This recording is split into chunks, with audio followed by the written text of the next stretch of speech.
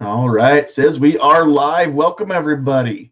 Sandhills Shooter here, and it is time for another 2A Tuesday chat, number 11 in the series. So that means that we've been doing this for a little over 11 weeks because we missed a week at one point too. So time has been flying here.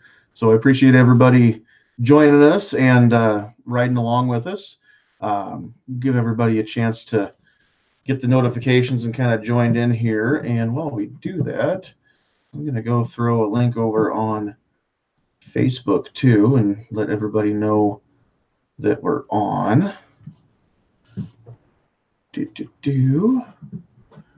And while we do that, we're going to let everybody say hi here real quick. So let me do this real quick. I only have one screen that I run off of. So as we do this, I've got to kind of pick and choose what I'm looking at. And I can't introduce everybody if I can't see you. So real quick, I will say this much. Those of you who are watching on YouTube, we can't see you if you're not making comments on the live chat. So let us know you're there. Say hi to us, and we will we'll shout you out as long as we can see you. We've got a few people who are helping keep track of comments in the chat. So if I miss anything, they will let me know. All right, link is out to watch over on Facebook.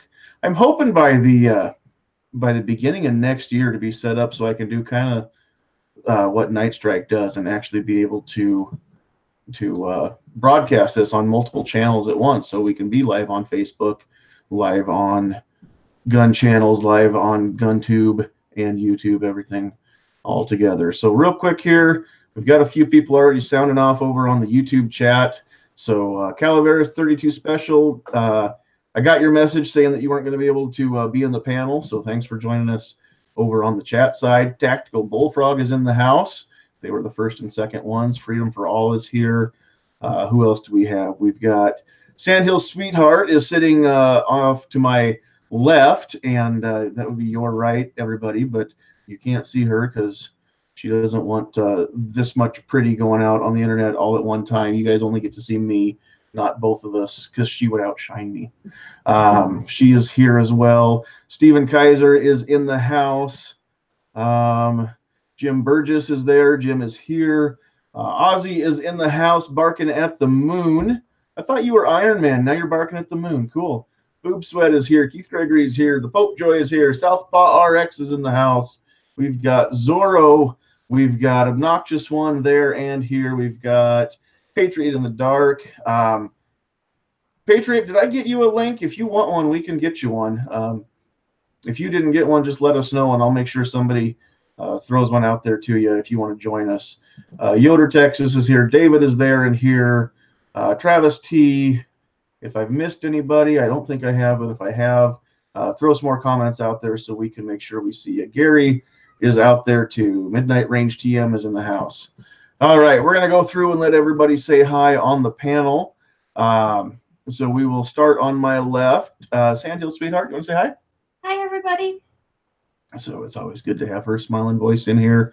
And then we'll just go through the list here. Starting over on the East Coast, we've got from the state of Maryland, we've got the Kingpin himself, David Bowling. What's up?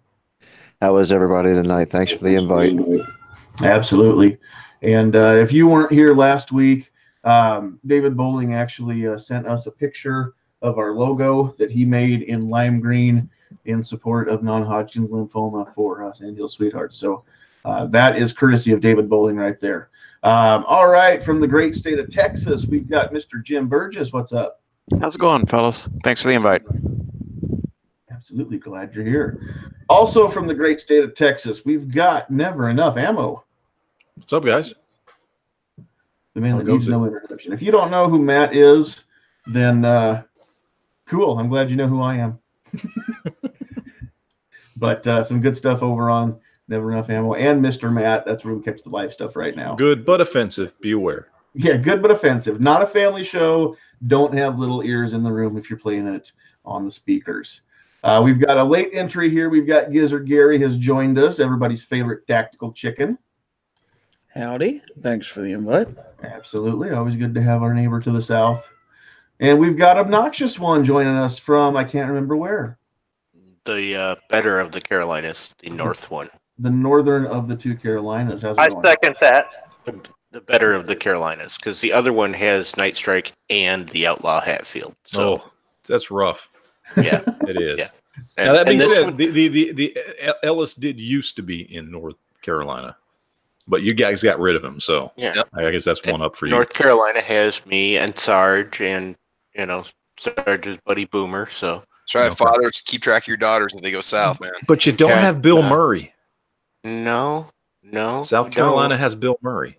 Does South Carolina have Bill Murray? Yeah, he owns the baseball team in South Carolina and the house there and everything. I did not know that. Yeah, I mean that's. I thought Woody Harrelson shot him with a shotgun and killed him. Yes, technically, but Oh, and it's I Bill do Murray. He's eternal. So I do believe that we have Wheelchair Warrior is also a North Carolina guy, There you and go. Stevie Wonders, but I don't think Stevie's made it over to any of your chats yet. So Well, somebody throw the watch link over at Stevie then. Make sure that he finds out we're all over hanging out over here. So, all right. Well, thanks for joining us, Mr. Obnoxious One. And originally from parts unknown, also North Carolina and a few other places. Now, most recently in Michigan. How's it going in the Mitten State? Mr. It's cold. It's cold, but it's not as cold as it will get. Yeah, I've lived in North and South Carolina, and my heart's in North Carolina. Cool. All right. And then, well, I know Night Strike claims you as the unofficial co-host of Hit or Miss Tuesday nights, 9 o'clock on the Eastern side. So I'm not going to claim you as an unofficial co-host. Let's just make it official. You're about as close to a co-host as I've got. So from the great state of Nebraska, dang near my neighbor, Travis, P11. Hey, dude, appreciate the invite. Thank you very much. Always have a good time being here, man, and it's a great show. Again, shameless plugs as usual. Check out Caliber Corner, 8 a.m. Central Time, over there on gunchannels.com. It's a good little podcast. We have different topics every week, usually viewer fueled, and we have a lot of fun. Thanks, man. Yep, you can round up the usual suspects, and you can find a lot of the people right here on this panel over on the Caliber Corner panel Saturday mornings as well. So if you have not yet subscribed to any of the channels of my panelists, please do so, because every one of these fellas is putting out some really good stuff. And the best part about the Gun Channels community is that we're all doing this. We're all doing our own special flavor.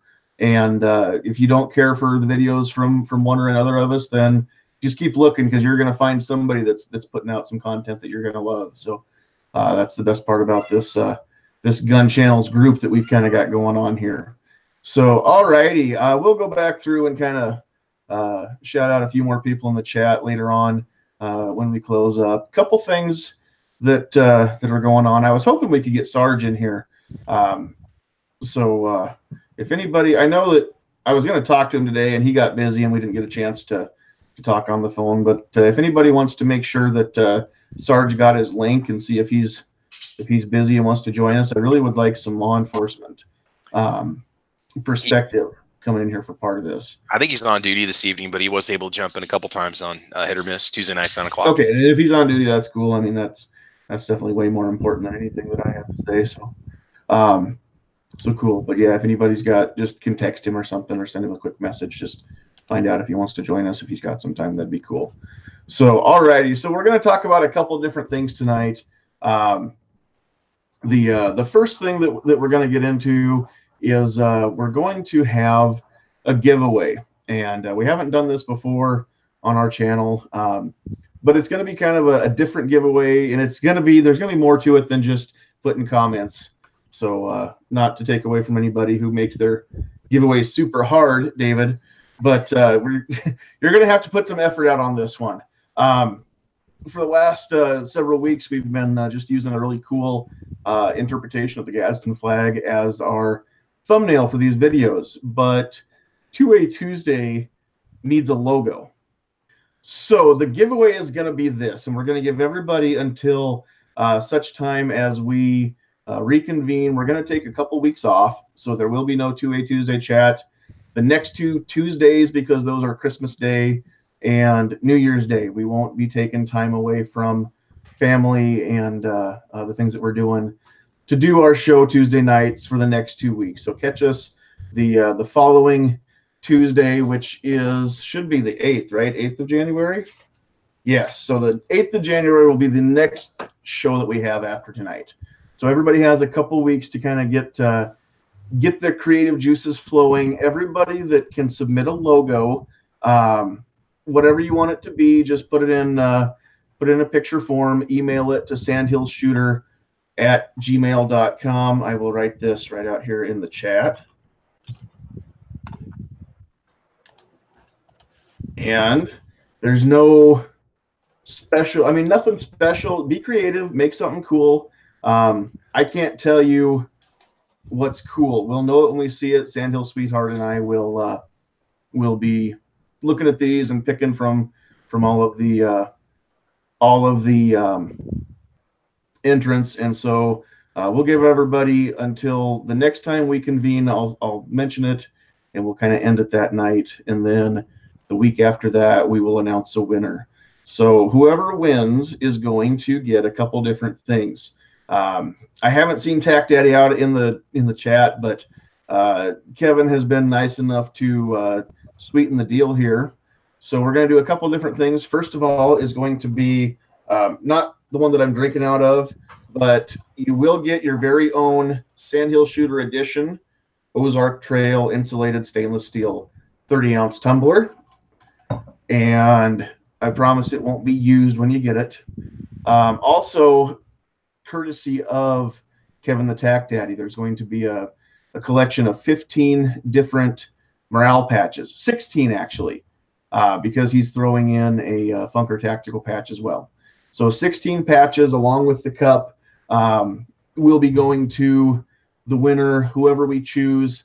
So like I said, if you want into the giveaway, you just have to come up with a nice 2A Tuesday logo and submit it to sandhillshooter@gmail.com, and we'll go through and pick the winners and announce that after we reconvene. So we won't announce it on the 8th.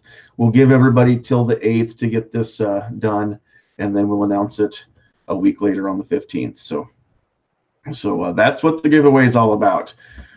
All right, so we go from something fun to something kind of serious. You guys know how we do this. We're not going to go around the horn. We're just going to round table it. We're going to hope that Matt doesn't take over the whole chat again. Well, was that out loud? Sorry. Good luck with that. I'm working on my 2A Tuesday logo, so I'm going to be a little bit quiet here for a while. Hey, work hard, man. Ghost Tactical is a beast when it comes to stuff like that, man. Ghost Tactical actually made stuff. the Yeah. Work hard and go back to middle school art class, I think, to beat this guy. So yeah. Yeah, actually, you know what, Matt? I need you to send me your address, because Travis has one of these on his gun safe. Then I see that every now and then in the background. But I'll get this to you, Matt, if you give me your address. If you'll advertise me on the gun safe. Of course. So that's why I love anybody else everything up there. That wants to advertise us in the background of your videos or whatever, let me know. Send me an email with your address and I'll get one out to you. All right, so the first thing we're going to talk about, and this is something that we've kind of, Sandhill Sweetheart and I should say we talk. She listens while I talk a lot when we're driving down the road, and a lot of our ideas come from there.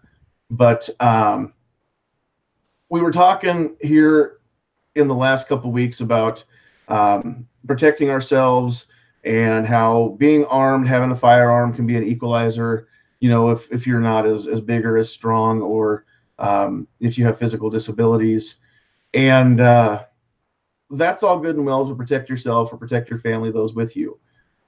And I'm hoping we can get a lively discussion out of this. Part of what's going on, and we'll cover both aspects of this, but as a legal concealed carrier, or if your state allows open carry and you can legally open carry as well, if you are in, say, a convenience store and you're back grabbing a pop out of the cooler in the back and somebody walks in and starts holding the place up and you're carrying, are you obligated to step in? And I don't know if this varies state by state. I'm talking about both legally and just morally. is there an obligation for me to draw my firearm and intervene if the gas station attendant has a gun pointed at them, and what might happen? What are the ramifications thereof? But thoughts, guys, and girls in the chat.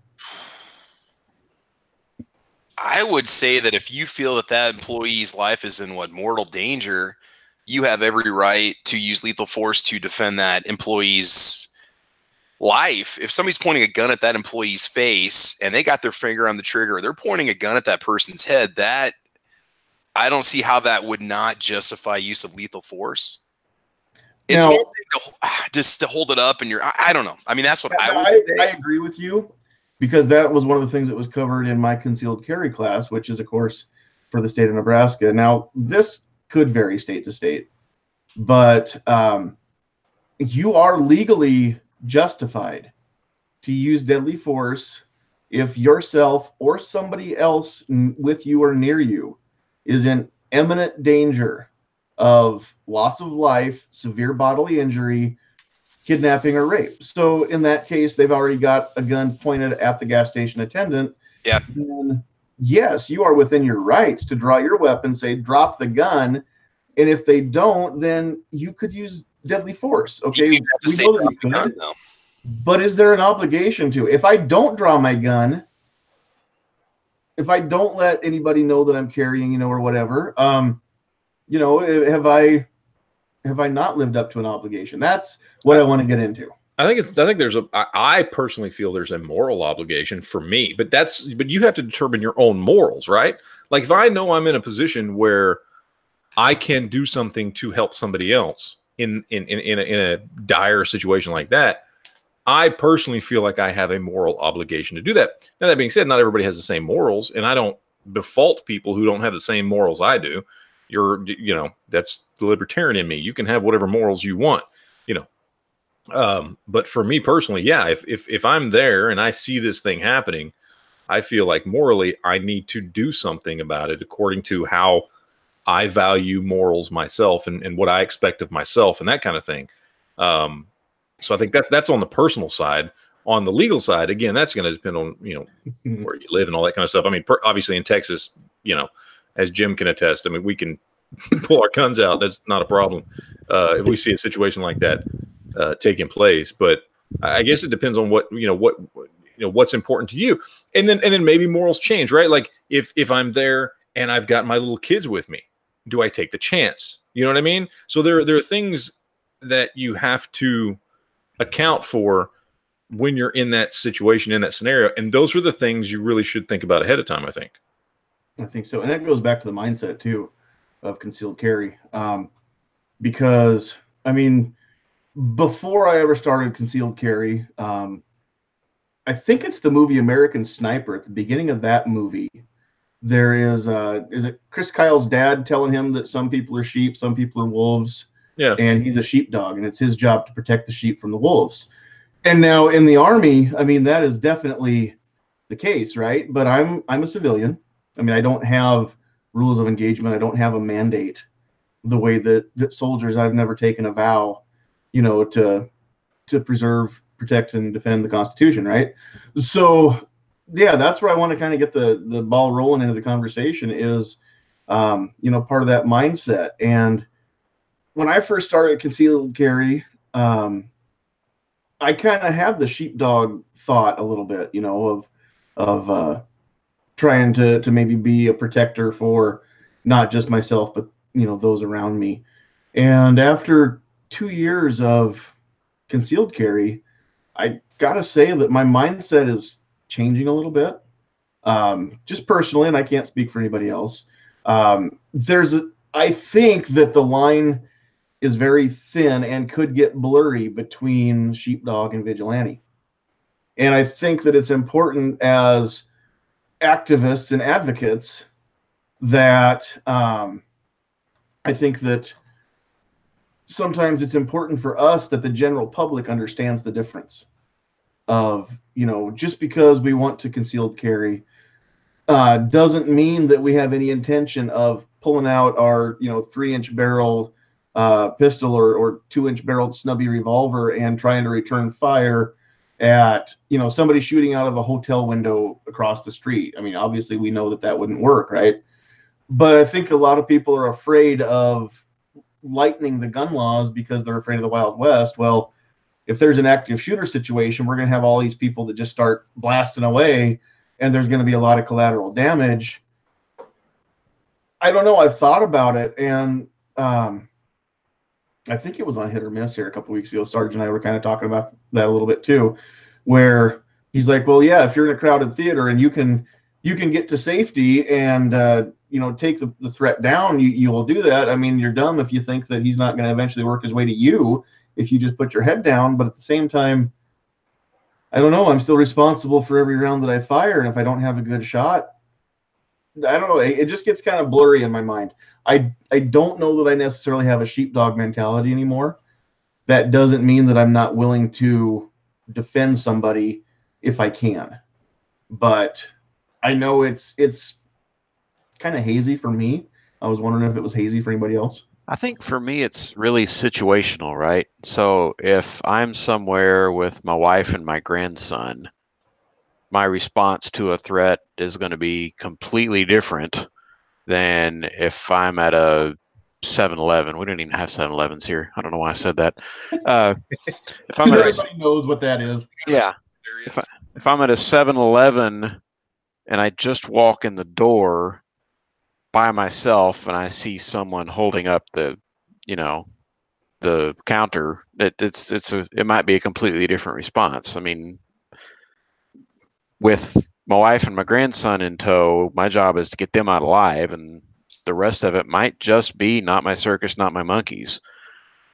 If it's something that I can intervene in without getting myself killed and stop a threat to someone else, I guess I'm like Matt at that point. I kind of feel like I have a bit of a moral obligation to try to do so.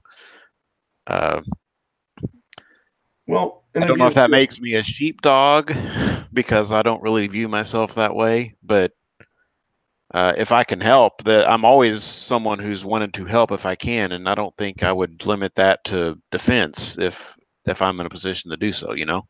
Right. And I mean, and that's just the thing is, I think there's a general idea with a lot of people who aren't very familiar with legal carriers that we all think we're Batman, you know, and it's our job to thwart crime and to jump in and, you know, do all we can and kind of do what the cops can't. And we all know that's not our mindset. But at the same time, I mean, we want to make sure that everybody else understands we don't want to protect our rights to carry for protection to go be Batman or to go be what's the character on Death Wish, Paul Kersey. That's not what we're all about. We're all about, like you said, Jim, getting your wife, getting your grandson to safety. And if you have to use deadly force to protect them, then you know, only you know whether or not you're prepared to do that. But if you're carrying a firearm, I think that's part of the mindset too. Don't carry it if you're not prepared to use it. Right. I don't know how you prepare for that. Honestly, I can't wrap my head around that. I'm 99% sure if push comes to shove that I've got what it takes to defend my family. Right now, it's just my wife.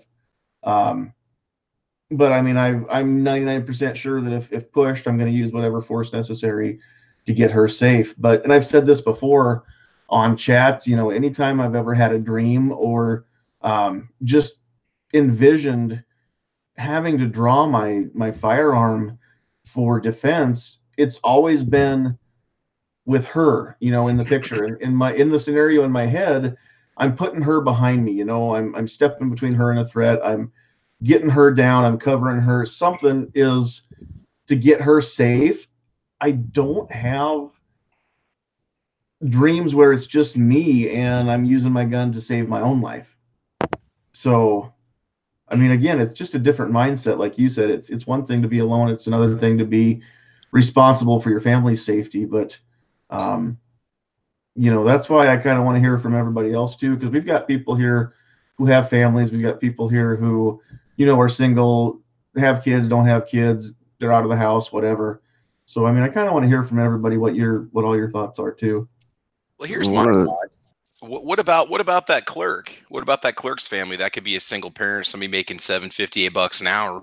Their life deserves to be defended too. What if that guy, once he gets the bag of money, decides he doesn't want any witnesses and decides to cap the clerk? Can you live with that?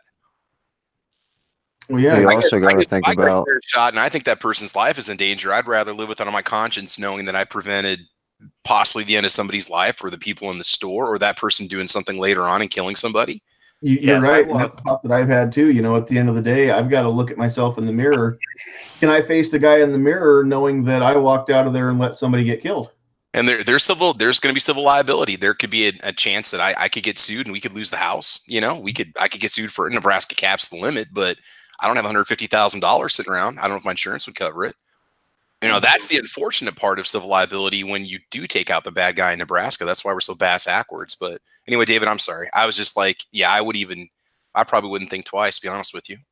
No, if I walk in and I see somebody with a gun on on another human being, I'm not going to debate what their intentions are.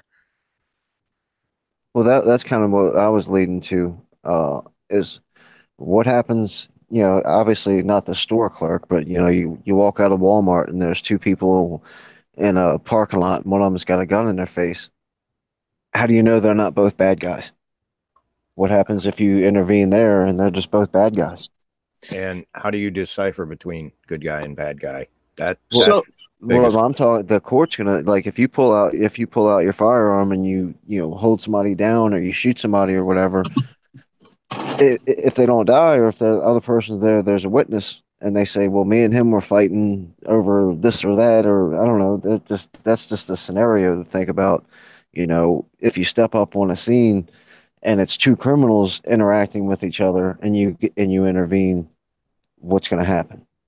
I think everybody's bringing up some really excellent points, only because this has all been done before on gun channels. Years and years ago, there was a shooting at a mall, or an alleged shooting, a reported shooting at a mall, and there was a show. It was before the lobbies, but it was a lobby-style show.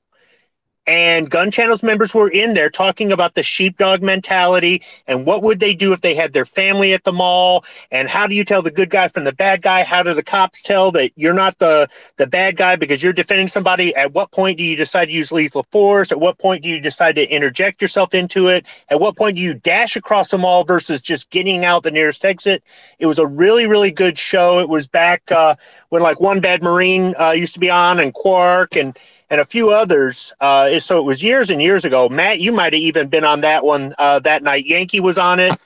And I'm hearing a lot of the exact same stuff being echoed in this chat. So I think you guys are barking up the right tree as far as bringing up a lot of what ifs, or, well, I would do it this way, or I would do it that way, or the consequences or the repercussions, no matter which way you do it. I think everybody's taking this conversation in the right direction.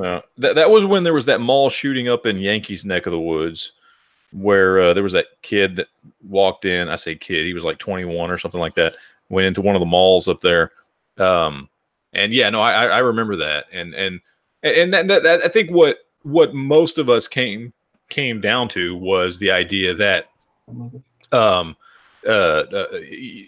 you make those decisions in the moment, but honestly, they're pretty easy decisions to make. If I'm in that mall and I'm nowhere near the shooting, and I have, well, if I'm in that mall and I'm nowhere near the shooting, whether I'm by myself or whether I'm with my family, but especially if I'm with my family, I get them out, period.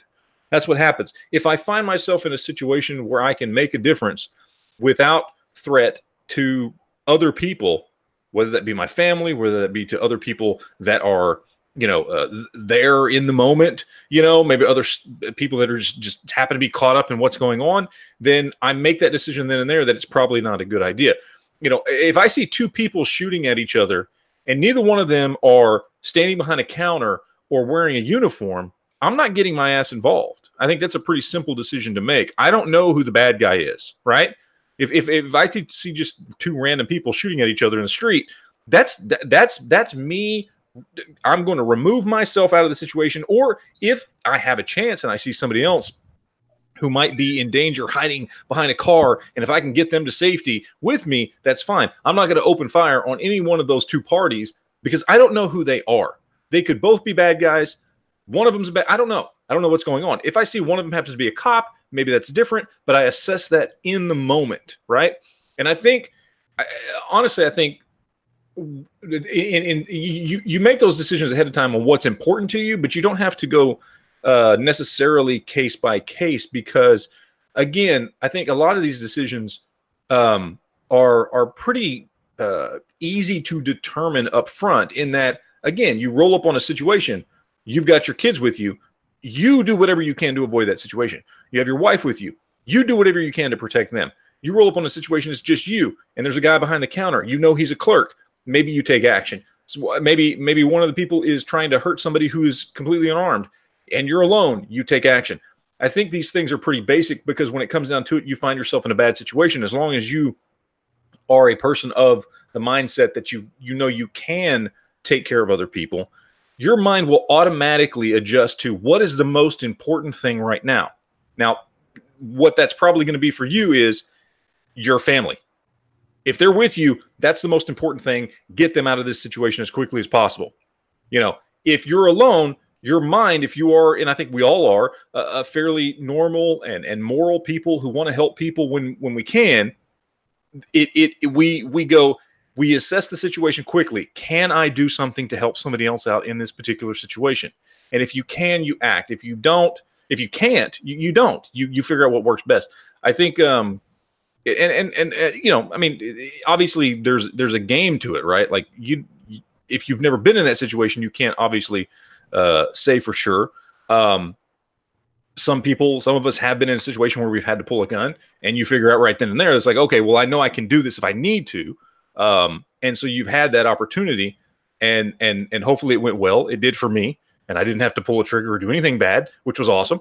And once you've got to that point, I think your brain will automatically click to what is the priority in this particular scenario. You will go to kind of a primal core basis for what's going on in your life. And hopefully if you roll up on a situation where you've got two people that you don't know who they are, you assess the situation and go, well, obviously I'm not going to open fire on anybody, but is there anybody hiding behind a car or a trash can that I can help? Is my family with me? Do I just need to get them out of here quickly?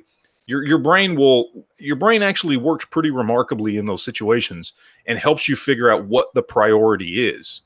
And you know, that's a really good, and especially if you've been a person that has taken some training and has thought about these things ahead of time, it does help. It's you know, there's a little bit of a mental advantage you get by thinking about these things ahead of time. Absolutely. Well, and like Jim said too, I mean, everything's situational.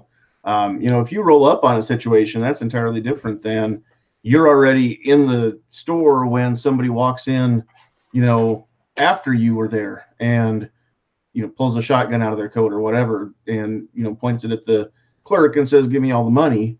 I mean, they're taking a chance that anybody else in the store is just going to, you know, poop at themselves and hit the floor. And they're not counting on the fact that somebody behind them may come up behind them and try and help the clerk out. But obviously criminals, we know they're all geniuses and rocket surgeons, right? So, but, and Midnight was making a good point out in the YouTube chat that, you know, it's also, it's touchy, like the security guard that got shot by the cops because he had a gun in his hand. I mean, the cops rolled in, they didn't know the situation. They, I don't think, listened to their training very well and assessed the situation very well either, if they just opened fire. But that's another aspect to it. Do we want to be that guy? Do we take that chance if we're holding somebody at gunpoint because we didn't pull the trigger? You know, we produced a firearm, told them to drop it, they did, and we're holding them in citizen's arrest, whatever you want to call it. The cops roll up, we've got a firearm out, nobody else does. What if we're the one that gets taken out, you know, because we were just trying to do the right thing? I'm not saying that it's going to necessarily stop me from acting, But there's that aspect. Well, you do have to think about it because that has happened. We saw that happen just here recently, where there was the security guard that the cops killed.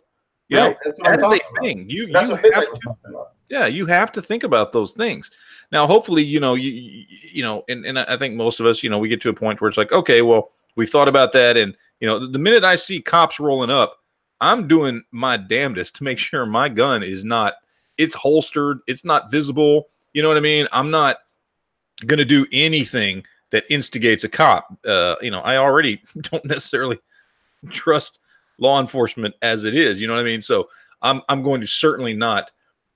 Still, if once the situation is over, if the cops haven't showed up yet, that gun is holstered and you know it's put away, and I'm on the phone 911. Here's who I am. Here's what I look like. I do have a gun, but it's holstered. I'm not touching anything. Cops show up. I'm making sure my hands are clear. Not because, you know, honestly, it's not because of respect, but I don't want to get shot. And you have to with a gun in their hand. Yeah, you do have to think about those things. So yeah, I mean, it's something you need to take into consideration. What about the whole good guy stash? You remember that? The what? The good guy sash. It's a yellow sash you keep in your pocket, and when you're holding the bad guy at bay, you put the sash on. That way, when the cops come in, they see it's bright yellow and it says "good guy" on it, and they know not to shoot you. What the hell are you, Aladdin? Man doesn't wear no sash. We need to design a patch so that if that happens, I can just pop that off. Slap it on there in my good guy patch. It's probably going to have a picture of Chucky, right? He was a good guy. Put Aladdin on there. Yeah, some people thought that was a good idea, and it's like you're not going to, in the moment with your adrenaline going and everything else, even if somebody else is calling 911 while you're holding the person, you're not going to be reaching in your pocket trying to get this thing out and get it over the top like it's your crossing guard vest. I'm just going to get good guy Cerakoted on the slide of my carry gun. That should work. That seems legit, right? We'll just get good guy written on our gun. That way they know who's who. There you go. I might have it tattooed on my face, too, so they can tell. Hey, Sandy, thanks for the invite. Hey, Double A's in the house. Where'd you sneak in from? I've been sneaking in. I've been listening for a minute. Matt? Yes? I wanted to totally agree with you on everything you were saying. It was like, when do you decide when to do what you need to do? Two bad guys shooting at each other. Well, let them kill each other. But the innocent people, get them out. Guy behind the counter. I'm sitting here going, yep. Sandy, you made a point earlier about this, about the same thing. When do we, you know, who the wild west and people shooting collateral damage? If everybody's armed, wouldn't it be a little bit more polite that anybody could shoot you if you're doing something stupid, kind of thing? I just armed society, polite society, kind of.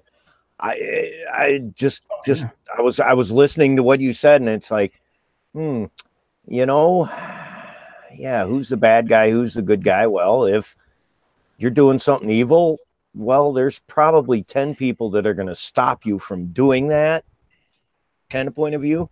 All right, I got a question for you, Matt. I totally agreed with what you were saying, though, that getting your family, if you're alone, out. Yep. I'm single. My kids are all grown. If I'm somewhere, yeah, I'm gonna go. Bad people doing bad things. People might die. Behind the counter. Two bad guys wanting to kill the other bad guy. Well, let them. That saves the courts, right? What was that, Patriot? Yeah, Patriot, go ahead and hello. First of all, how you doing? And go ahead and say what you were going to say. I'm doing great. Thanks for the invite. Now, I just have a question. I don't know what Matt looks like. So what if Matt's holding a bad guy and you come up? Is Matt the bad guy now? How do you know the difference? Yeah, that's exactly just right. One of those questions that, you know, you guys are talking bad guys. He'll have his sash on. Yeah, he'll have his sash on. He'll be the one holding the bad guy at bay with a gun that's under $200. Do you know what John Gotti looks I'll like? be the one with a Taurus. There you It'll go. be a Taurus. Star that was, BM works one every of the sponsors time. of the show. Yeah. Matt, But those are the things you do have to think of, right? But I do actually think that we, in those bad situations, we don't give ourselves enough credit, because when that stuff comes up, you become hyper aware, and you will make decisions in ways you've never made decisions before, if you've never been in those situations. And I think you will be very, very aware if you are holding somebody at gunport, gunpoint, that you look suspicious, and you will do everything you can. You will be on the phone with 911 going, I'm here, please don't shoot me. I'm holding somebody down at gunpoint because they just tried to kill somebody else, or whatever the situation may be. Or if you feel like in that moment they're on the ground, they've been disarmed, you maybe you can holster your gun and, I don't know, sit on their back to hold them down until the cops arrive. You will be aware of those things. Now, obviously, some people get caught off guard and you don't know what you're going to do in that situation. But I think as humanity has proven time and time and time again, the vast majority of us, when in a bad situation, will react in a way that actually does, protect other people, protect ourselves, protect our family, that kind of thing. We talk about this stuff all the time as if you don't have 87,000 hours of training, you won't know what to do in a bad situation. History has proven that's just not true. The majority of humans act in a way that preserves their lives and the lives of others and helps make good decisions when emergency situations pop up. And that's not to say that's what you should rely on, right? It's not to knock training or any of that kind of stuff. I'm gonna agree with you just on the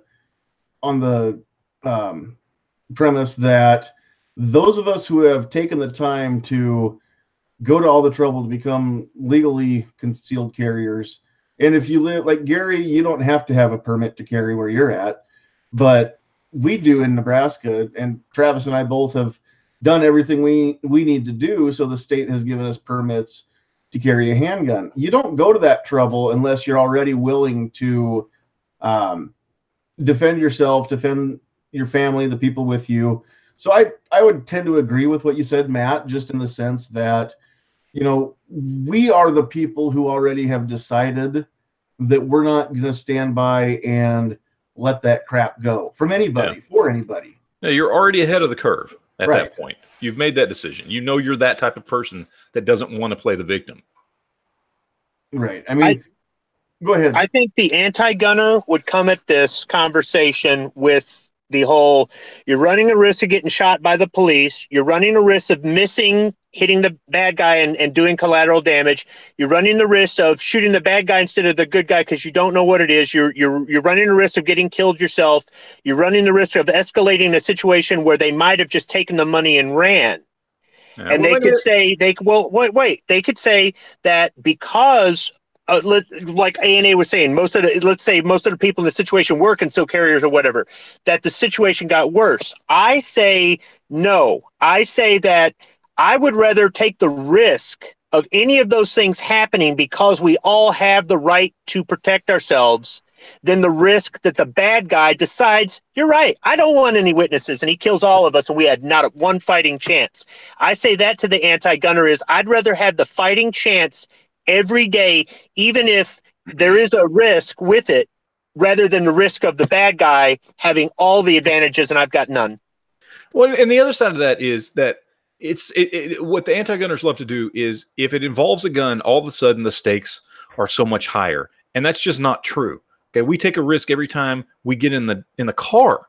Okay, more people die in car wrecks every single day. But we go, you know what? The advantages outweigh the risks. The facts are that hundreds of thousands, estimated up to millions of times per year, just in this country, people defend themselves from violent crime with guns. Yet the homicide rate is only 9 to 11,000 in any given year. Okay, the reward far outweighs the risk of owning a gun, of carrying a gun, of being able to use a gun in a bad scenario. It's a bad argument when they start saying, well, you run the risk of this. Well, you run the risk of dying of cancer every time you light up a cigarette or take a drink of something or breathe the wrong air or whatever it may be. You run the risk of dying in a car wreck every time you start that engine.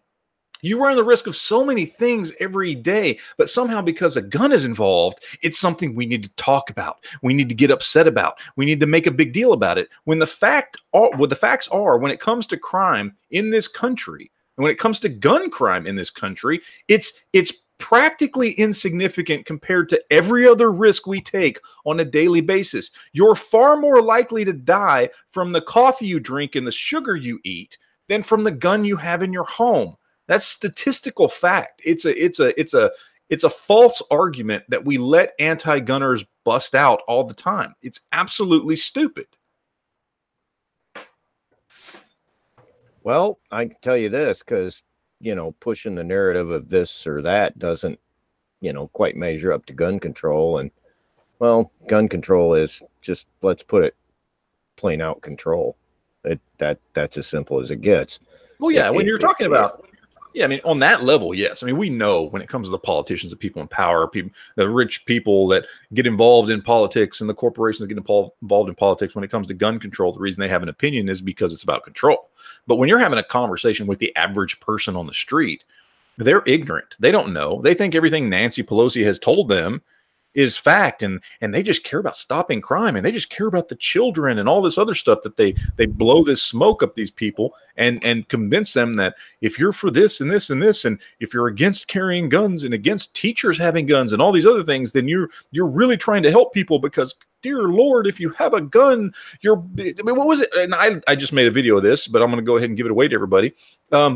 Tom Arnold, a week and a half ago, is giving stuff. He's out there tweeting that, well, this is why 80% of gun owners end up shooting themselves or somebody they love. It's obviously not true at all. 80% of gun owners shoot themselves or somebody else that they care about. Obviously, that's just a ridiculous statement. That makes no sense. There are 350 million guns in this country. There are 80 to 90 million gun owners. If 80% of them were shooting somebody else or somebody, it would be on the news 24/7. It would be a national epidemic. So it's obviously insane. But it doesn't fit the narrative. It doesn't fit the narrative. That's why it's not. It doesn't fit the narrative of gun control is not gun control. It's about control, period. Yeah, gun control has never been about the guns. It's always been about control. It always will be about control. I'm 52 years old. I've been watching this for a long time, and they take a little bit and a little bit, and it's not about. And you got to look the red flag laws. Oh, well, look at those. Well, we're going to take the guns before the process of what? No. Pay attention, people. It's starting to get really stupid. Well, the reason I brought up the anti-gunners perspective is because that's a common argument that I've heard before about more guns don't make us safer. If anything, it makes it more dangerous. And I disagree. I think more guns make us safer, and the risks of the things that can happen from defending yourself or defending somebody else's life, for me, is worth it versus the risk of what the bad guys are going to. They're not a very predictable factor that's there. So I know that there's other people out there that have to have that argument, and I just wanted to bring it up for that reason. That's the statistics are already. Go ahead, David. I'm sorry. The statistics are already out there, though. When you can look it up by state. The states that have more gun control, i.e., Maryland, have higher crime rates than a state that has less gun control, like Nebraska. Yeah, absolutely. There's stats all over the place to support that. We've all seen the meme going around with the stats where no matter how you slice it, if you take out the top 5 most violent cities in the U.S., the U.S. drops to like farther down the list than 100 worldwide in crime, in violent crime. And those 5 cities are, in the states with the most restrictive gun laws in the whole country. I can't quote the numbers exactly or the cities exactly, but I mean, we know Chicago, New York, Washington, D.C. are in there. But I've actually, Squib, what you were saying as far as the anti-gunners arguments, I've actually had that conversation, and I don't know necessarily that person was even necessarily an anti-gunner so much as just has a different perspective than me, I guess. But my wife and I were sitting with some friends, a coworker of hers, a former coworker of hers, a couple nights after the tragedy in Parkland, and I saw something come through, a headline or something on my phone. I made a comment, sparked a whole conversation. We're just sitting in a quiet bar talking, and my wife and her coworker's husband were both kind of looking at each other, waiting to crawl under the table because of the discussion that this young lady and I were having. But she made very, very good points. Is the thing. But then again, I mean, after the fact, and I didn't have a whole lot of thought into it at that point. I hadn't been doing a lot of this. I'd listened to a few chats, mostly Matt's Wednesday night chats and that. I kind of was able to say a few things that we'd heard on there and some of that stuff, but I hadn't really thought about it a whole lot myself. That really made me think about it myself. And I thought about that for a week straight, kind of going back over the conversation. And I'm thinking, well, you can tell me that you're worried that if I start blasting away, I'm going to, hit a kid or something like that and do more harm than good. First of all, you don't know me. You don't know my skill. You don't know if I'm any good with my pistol or not. You don't know if I know my limitations or not. I mean, I took offense a little bit, but I can't necessarily say that whoever argues from that point of view, I can't say they're wrong. I won't say they're right, but I can see where they're coming from a lot of the time. The only thing that I definitely am going to always not take offense at, I'm always going to disagree with, is the Wild Wild West comment. I mean, anybody who's ever done research knows the Wild West wasn't wild. For precisely what AA had said, an armed society is a polite society. Yep. There were the bloody gun battles that you see in every Western movie or TV show. Yep. Because, hey, this guy's got a gun. That guy's got a gun.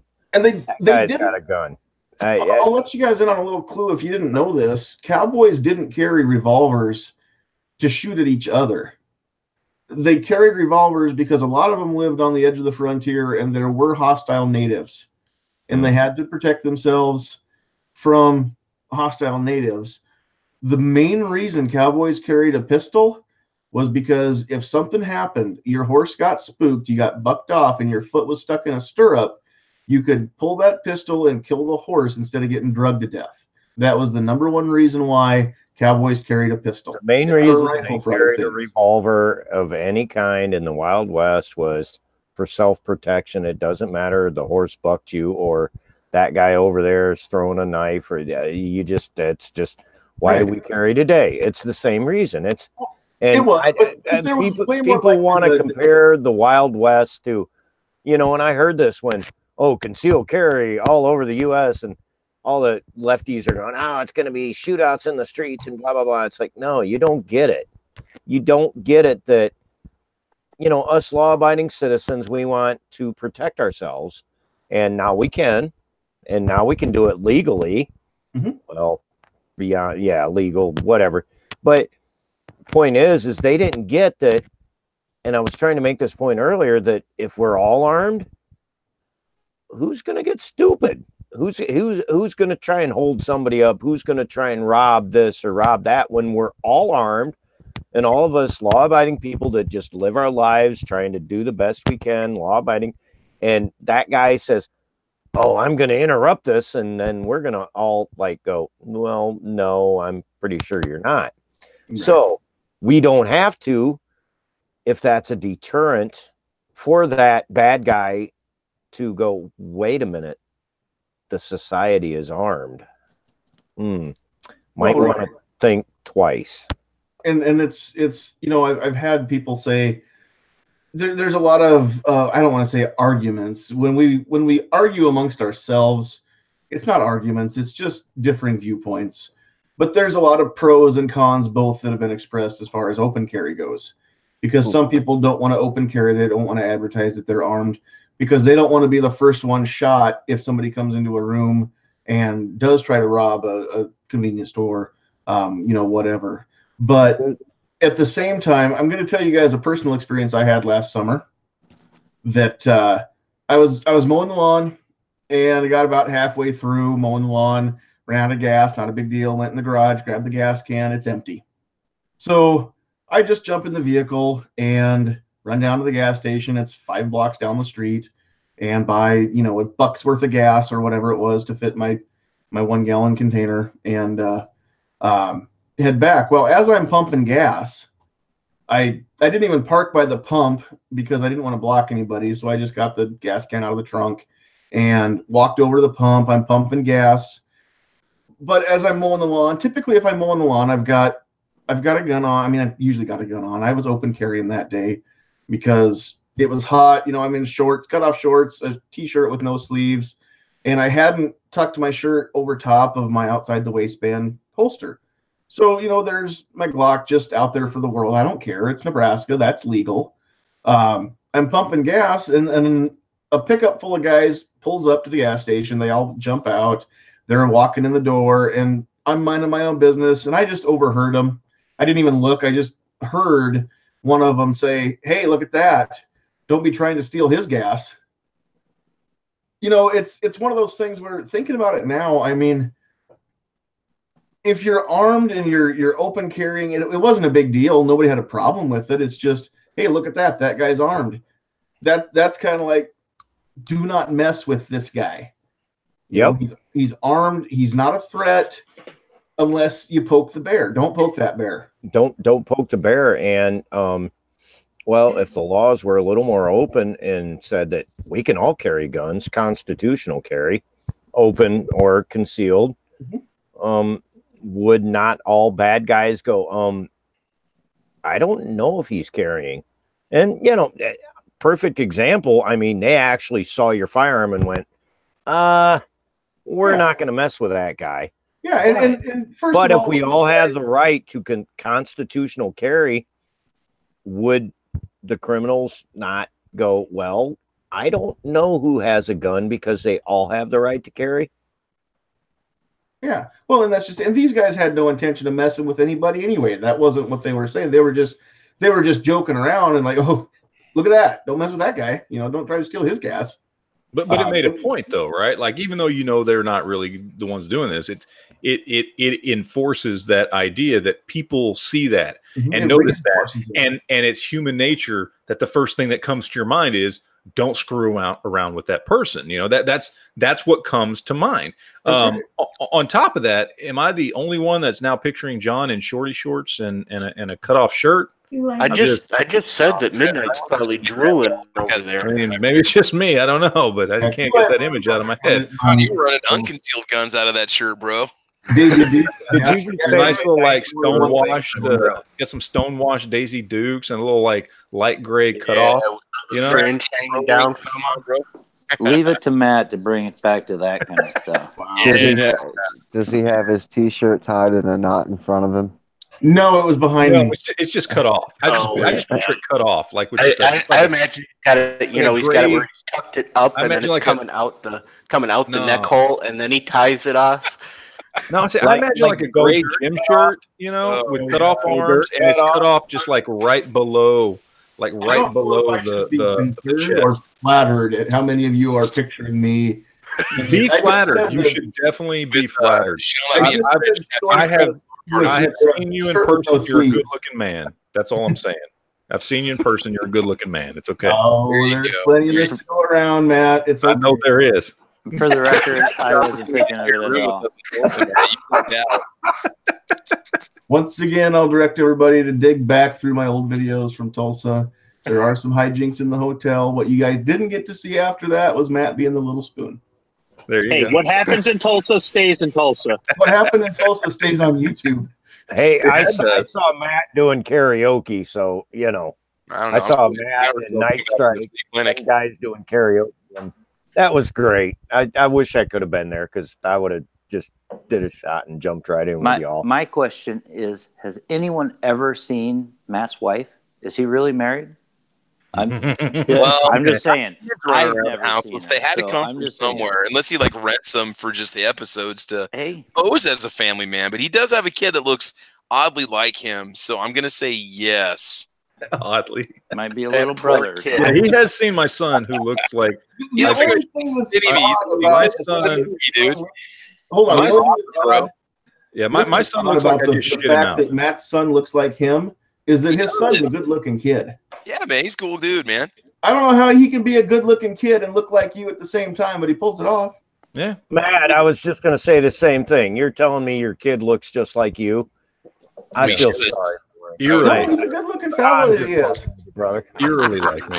It's weird, and I look exactly. Okay, so there you so go. now I want to throw out a whole different aspect to this chat. Okay.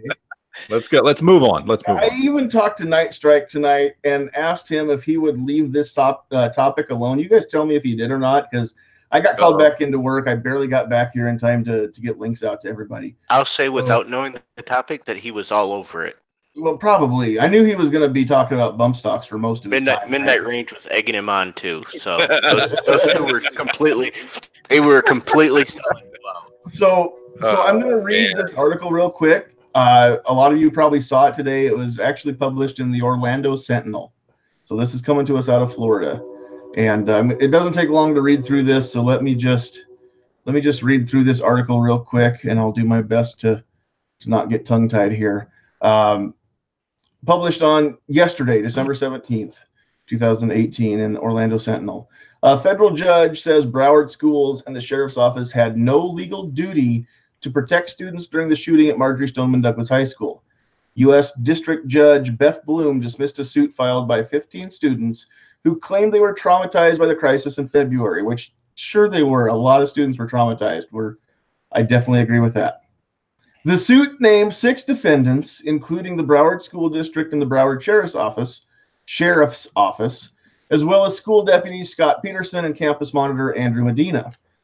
Bloom ruled that the 2 agencies had no constitutional duty to protect students who were not in custody.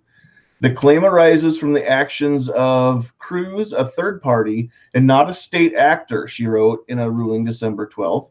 Thus, the critical question the court analyzes is whether defendants had a constitutional duty to protect plaintiffs from the actions of Cruz. As previously stated, for such a duty to exist on the part of defendants, plaintiffs would have to be considered in custody.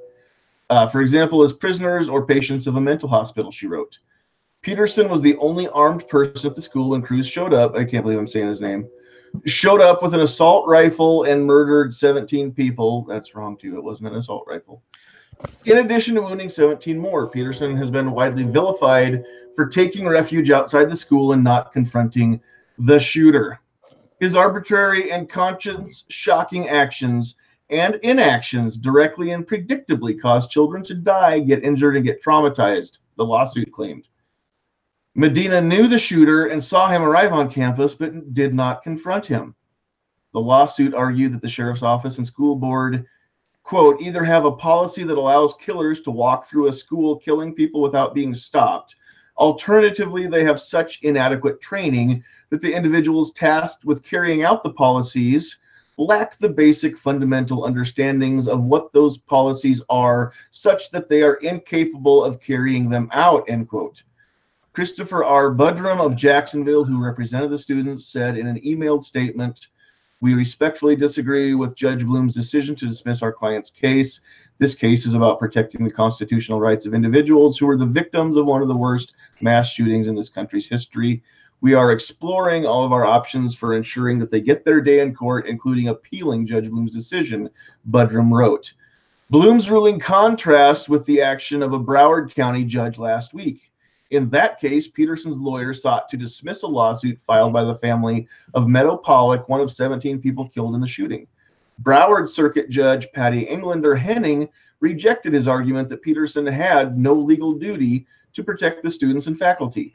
Englander Henning found that Peterson had a duty to the school community as someone whose job was security and who had, quote, obligation to act reasonably, end quote, under the circumstances of the shooting.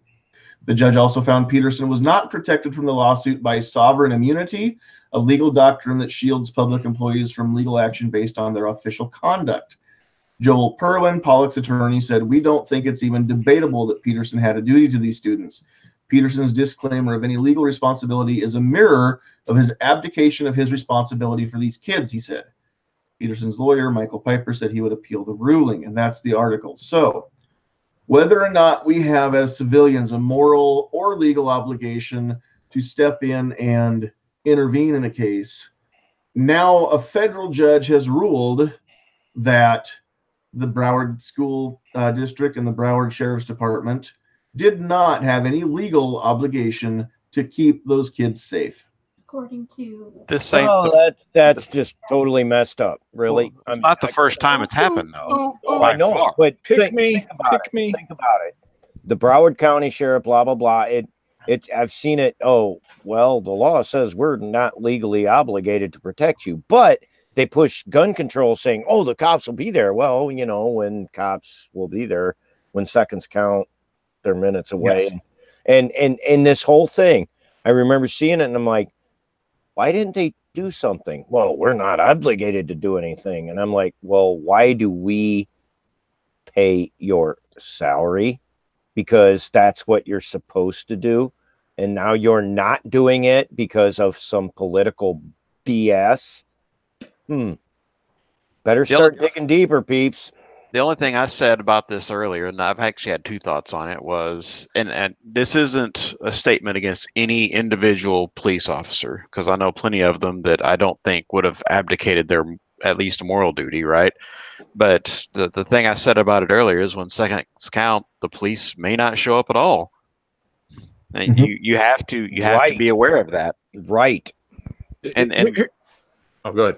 The other thing I thought of when I read this article earlier was they made the point that the cops don't necessarily have a duty to protect these kids in the school because they're not in custody. And my only response to that would be, I'd argue that most states have compulsory attendance laws for schools. Now, you may choose to satisfy that law by homeschooling, but most of the time, those kids are there because they have to be. There's a lot involved in this because you've got, first off, ridiculously enough, and exactly what you're saying, Jim, is right. As somebody with kids, you've got kids. I know they're older, but you got grandkids and everything, and I've got kids. The idea that, and every state's different, but that we are forced to put our kids in an institution with the threat of, well, you could go to jail if you don't, or get fined, or whatever. The state will come down on you if you don't put your kids in this institution we demand them to be in. And then we also can't adequately protect them and can't guarantee their safety. That's obviously a huge issue that needs to be dealt with. The other side of that is, or not that, but just this particular situation is, multiple times, several courts have ruled that cops are not there to protect and serve.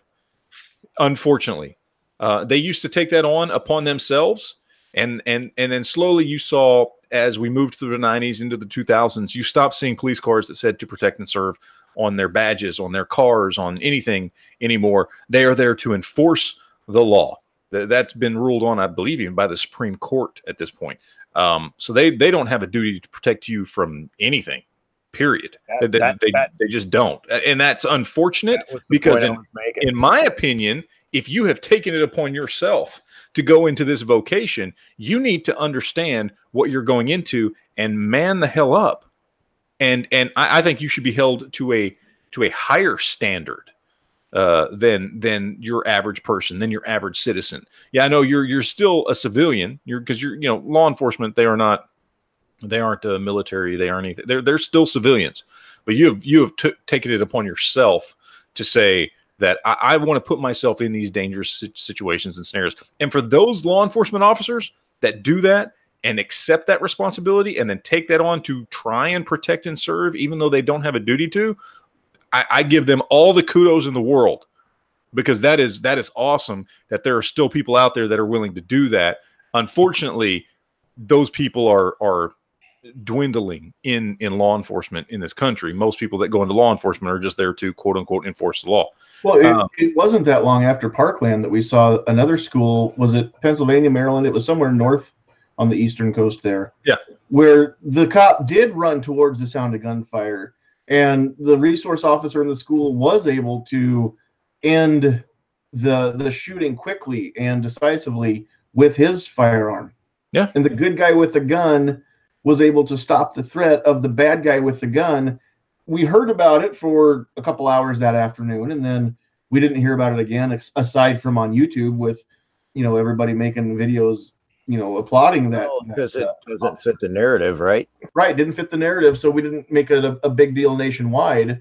But again, yeah, and I 100% agree with what you were trying to say, Double A, is that you're right. If we are going to rule this way, and yeah, Supreme Court, I think, has ruled that, Matt, the police do not have an obligation to step in and keep you safe. So if the police don't have an obligation, then who in the HE double hockey sticks in their right mind thinks that I should lose my right to protect myself or my wife, or they can tell me how, when, or if I get to do that if I can't rely on the cops. Exactly. There you go. Can I jump in here? Let me throw in my 2 cents, obnoxious, and I'll let you go. Exactly. We're told rely on the police, but we're told, well, we don't have the right to protect you. We just have the right to enforce the law after the fact that the crime happened. So who protects us? We do. And don't take that away from us. And that is where it's going. It's really too many laws, man. Too many laws. Go ahead, obnoxious. Well, the first thing I'll say is that I think most police officers would run towards that. And none of us knows what we're going to do until the rubber meets the road. Unfortunately, in Parkland, the rubber met the road and he swerved off of it. But as far as this case, this has been all the way up to the Supreme Court. I don't know why the judge even ruled on it, because it's already been adjudicated in the Supreme Court. I'm looking here, June 27th, 2005. The Supreme Court ruled that the police did not have a constitutional duty to protect a person from harm. Well, the judge ruled on it because it was a lawsuit. So the lawsuit was filed, the judge had to rule. So that's why we had that. Real quick, before we go too much further, Kinky Sphincter is throwing in a super chat saying it was Mark Dallas in Dallas, Texas. I believe that happened as well. That wasn't the one I was referring to, but another great example of the good guy with the gun stopping the bad guy with the gun. And again, to my, I'll man up and say it to my discredit, I don't remember that shooting, the details. I remember another one happening in Texas besides the church one with Stephen Williford. I don't remember the details. And again, because it wasn't harped on for weeks and months on end the way that some of these others are, where because the death toll wasn't 17 and 17 more injured. Like in Florida, the death toll was a couple, including the criminal or the suspect. Sorry. So absolutely right. Okay, so back on track. I just wanted to shout out that super chat. Thank Kinky for that. That was awesome.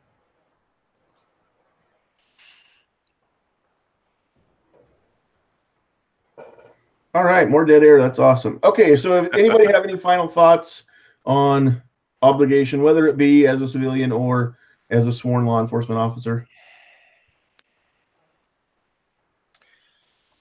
Can I just say, man up and grow a sack? If you're gonna take on a job that requires you to carry a gun and put yourself in these situations, be the type of person who will man up and do something about it. Because and it's not that most wouldn't, many would. I can say this, man. I worked in the gun store in the 90s, worked with a lot of law enforcement officers, and I thought about getting into law enforcement. And then after listening to a lot of crap they said, and in this day and age, now this was back in the 90s, in this day and age, it's so freaking political. I would never even want to, you come upon a criminal doing something, and if you do this, well, you violated the criminal's rights. Well, back in the day, if a criminal was being a dumbass, you just thump him in the head, throw him to the curb, and put the fucking handcuffs on him. You know what I mean? And it's like, oh, no, you can't do that now because, oh, the criminal's got rights, even though he was killing people. And I'm like, yeah. See what I mean? So being LEO today, man, there's a lot of political crap.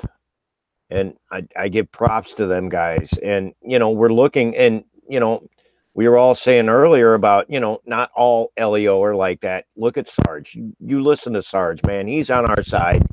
He totally gets our point of view, but he is still constricted within his job of what that he can do. And the laws are getting pretty, I don't know. We're getting pretty constricted. You know what I'm saying? It's getting a little too much. Like I said, I'm 52, man. I've been watching this for a long time. And when do we go, nope, enough's enough. We've had enough. Yeah. I'm with you. And real quick, thank you, AA, for your super chat as well. Hashtag 2A strong.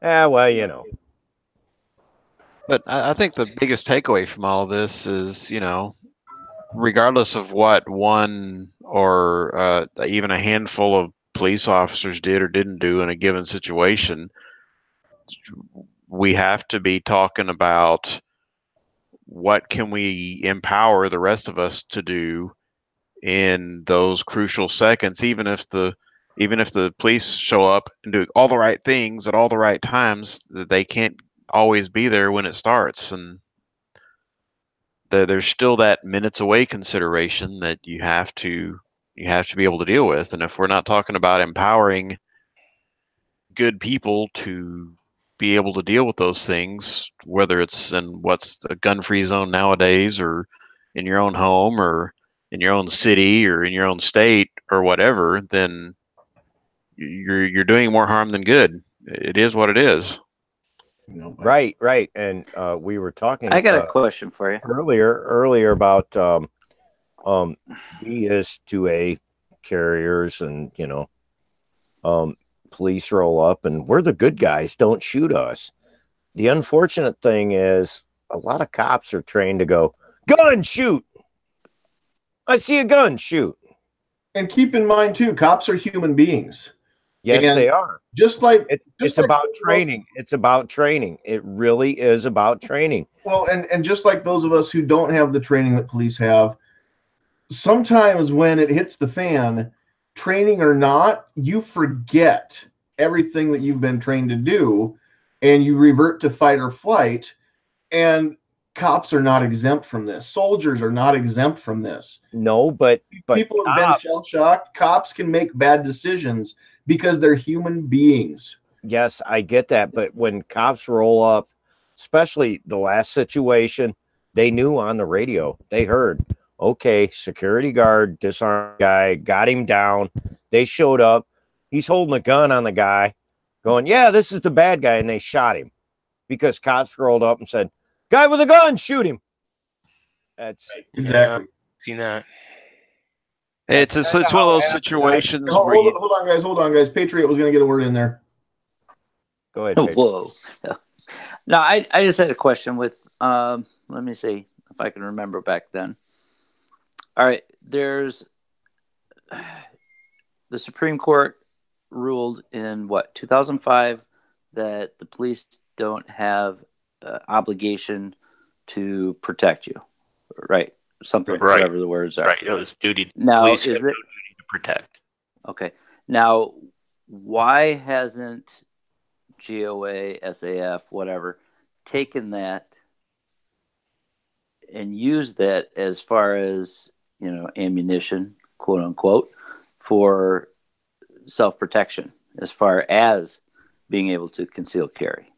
Nobody's taken that up in that way that says, hey, well, if we are not protected, quote unquote, by the police, why are we being limited on being able to protect ourselves? That is an excellent question, Patriot. Yeah, I think I should be getting emails from Patriot instead of Eric Pratt now. I'm just wondering because let me just throw this challenge out to everybody in the panel, everybody listening as well. Why don't we do that? Let's start advancing that very question. Let's all put out a video. I think Matt's got a big channel. It doesn't have to be very long. You can call out any organization you want to jump on the cause too, but let's all put a video out just discussing that. Say, you're right. This was ruled on in 2005 that there's no duty. And if they're not required to help us, then why do you want to hamstring us from helping ourselves? And maybe if we all start something, then maybe these bigger organizations will catch wind. Maybe they will start saying, yeah, why didn't we think of that? You know, somebody has to think of it, right, Patriot? So you were number one here. And when that changes, remember where you heard it, right here on this chat. That's right. So Well, you track it back. And necessarily remember that, but just remember, it doesn't matter as much where you hear it as that you repeat it. So let's all try and get that notion out too, because yeah, that is probably the smartest question that I've heard in a long time.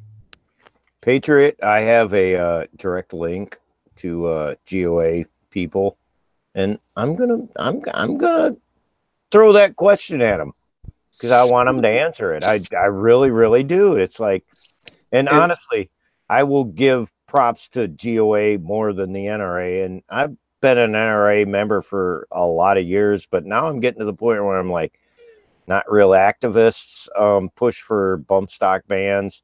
Y'all fuds. No, it doesn't have a sporting or a hunting purpose, fuds, really. But GOA, nothing like that. GOA, total pro 2A. Met up with Jordan Stein at our Creator Summit last year, and I think I'm going to send Jordan an email and go, hey, buddy, what's up? Talk Wayne about LaPierre this. didn't do a blind challenge video either. Ooh. Oh, yeah, Wayne but LaPierre. there's a couple whatever. on this chat Whatever. that didn't. So I didn't either. I meant to. I still will. I just haven't got it done. Patriot, I told- didn't get to it. I said to a couple people, I was like, okay, blind challenge on my Taurus PT 111 takes down like a Glock. I'm just waiting for Matt's next That's video. easy, but a 1911 blind challenge could be a little trickier. But hey, Patriot, who won the blind challenge? Well, I suggest you go over to my channel. I did see it. I can't remember. I seen it, but I can't remember. All right. Okay. Shout it out, brother. I will tell you. All right. Well, while Patriot decides whether or not he wants to disclose that information, I agree. Just go check it out. Go to Patriot in the Dark on gun channels and YouTube and check him out and go see who won. But and real quick here, I'm not going to let this become a bump stock chat because we've had enough of that, I'm sure, all day. And we all are, I think, aware of what's going on with the Department of Justice today. But if we're all going to get active and contact our lawmakers about this and find out why they're letting the executive branch do their job for them. Also, let's put that bug in their ear too about why, if we have a Supreme Court ruling that the cops aren't required to protect us, then why aren't we allowed to protect ourselves? Because that's the law of the land. It's nationwide. Every state has to abide by that. So why doesn't every state let us protect ourselves the way that we see fit? So we've got two different things that we can mention when we're talking to our government officials about not just the fact, and it's not about the bump stocks, whether or not you care about those. I think they're stupid, but I'm not going to say that I don't care if they get banned, because not in that way. I don't want them banned at all. If it is going to be banned, then I think that Congress should be making the laws in our country. That's what my Constitution says is supposed to happen. I'm on the same. I'm on the same thing. It's like, bump stock bans. Right. Well, wait a minute. We're not taking that Mac can like auto fire his. Well, and again, I'm Jerry running down a rabbit hole. Finger, right? At the very least, why is that illegal? And yet it's legal for me to own full auto with the tax stamp and the right permitting. I can get full auto, but I can't have a bump stock now. I was curious because they're banning bump stocks, calling them full auto, blah blah blah. Is there going to be a $200 tax stamp to own one? It would probably fall under the use amendment is actually probably where they're going with that. I'm not saying it for sure. But so if a bump stock was manufactured before 1985, it would be an NFA item then, right? It didn't exist back then. That we know of. But things like the bump stock and the GAT crank and things, there were things like that back in the 80s. Sure there were. There were. It was just flat out bump firing. It's not something that happened new. Okay, so all right, enough on that. We've got one more topic that Sandhills Sweetheart has brought to the table, and this time we are gonna go around the horn a little bit. Are we talking about karaoke?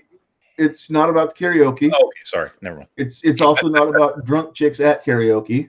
Oh God, we I all remember that. Finally get her calmed down, and I gotta say the couch isn't the couch is pretty comfy here, but we're past the drunk chick at the karaoke. Oh my God. I didn't even bring that one up. Shit. No, I'm going to let her bring this one up, but we don't always, not every, like I said before, not every topic is always going to be Second Amendment related, even though this is 2A Tuesday.